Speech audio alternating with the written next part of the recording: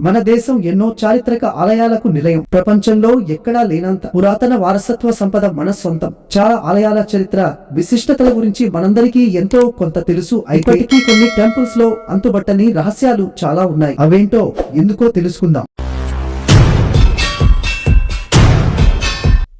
హిమాచల్ ప్రదేశ్ లోని కంద్రా జిల్లాలో జ్వాలాదేవి ఆలయం ఉంది. పరమశివుడి భార్య సతీ దేవి ఆలయం ఇది. ఇక్కడ ఆశ్చర్యం కలిగించే విషయం ఏంటంటే ఆలయ ప్రాంగణంలో ఉండే జ్వాల 100 ఏళ్లుగా వెలుగుతూనే ఉంది.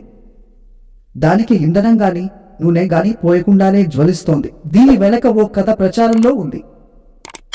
సతీదేవి తండ్రి శివుణ్ణి తిరస్కరించడంతో మనస్తాపం చెందిన సతీదేవి సూసైడ్ చేసుకుంది. శ్రీ మహావిష్ణువు ఆమె దేహాన్ని 51 ముక్కలుగా చేయగా అవి భూమిపై వేర్వేరు ప్రాంతాల్లో పడ్డాయి. సతీదేవి నాలిక ఇక్కడ పడి అదే జ్వాలగా వెలుగుతోందని స్థానికుల విశ్వాసం. ఈ మిస్టరీని ఛేదించేందుకు చాలా హేతువాద సంస్థలు ప్రయత్నించి చేతులెత్తేశాయి. ఏ గుళ్ళోనైనా స్వీటో హాటో ప్రసాదంగా పెడతారు. ఈ టెంపుల్లో మాత్రం మద్యాన్ని ప్రసాదంగా ఇస్తారు. మధ్యప్రదేశ్ ఉజ్జయినిలో శివుడి ప్రతిరూపమైన కాల భైరవనాథ్ ఆలయం ఇది. ఇక్కడ నైవేద్యం సహా దేవుడికి సమర్పించే ప్రతిదాన్ని మద్యంతోనే తయారు చేస్తారు. అది విస్కీ కావచ్చు లేదా వైన్ కావచ్చు. కాల్ భైరవుడి నోట్లో ఆల్కహాల్ పోస్తారు. దాన్నే ప్రసాదంగా భక్తులకు ఇస్తారు.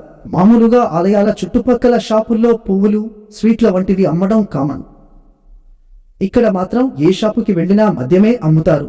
రాజస్థాన్ బికనూర్కి 30 కిలోమీటర్ల దూరంలో ఉంది ఓ చిత్రమైన గుడి. అదే దేశ్నాథ్లోని కార్నీ మాత టెంపుల్. ఇక్కడి ప్రత్యేకత ఏంటంటే ఎలుకల్ని పూజిస్తారు. దుర్గాదేవికి ప్రతిరూపమైన కార్నీ మాతను ఎలుకల్లో చూసుకుంటారు ఇక్కడి భక్తజనం. అందుకే ఈ ఆలయంలో ఎలుకలు స్వేచ్ఛగా తిరుగుతాయి. భక్తులు వాటికి పాలు, ఇతర ప్రసాదాలు పెడతారు. కోల్కతాలోని తాంగ్రాలో చైనా టౌన్ ఉంది. దానికి ఆ పేరు రావడానికి కారణం అక్కడ ఉండేవాళ్లలో చైనీయులే ఎక్కువ.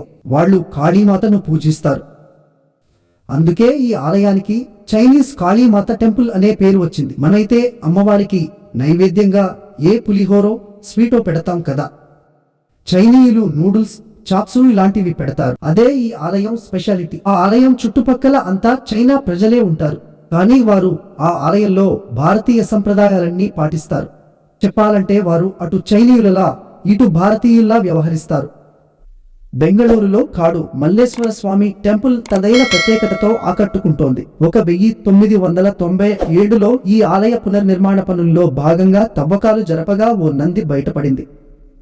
దాని నోటి నుంచి నీటి ప్రవాహం వస్తుండటం ఆశ్చర్యం కలిగించింది. మరింత తవ్వగా ఓ నీటి కొలను కూడా బయటపడింది. అప్పటి నుంచి ఆలయ రూపురేఖల్ని మార్చారు.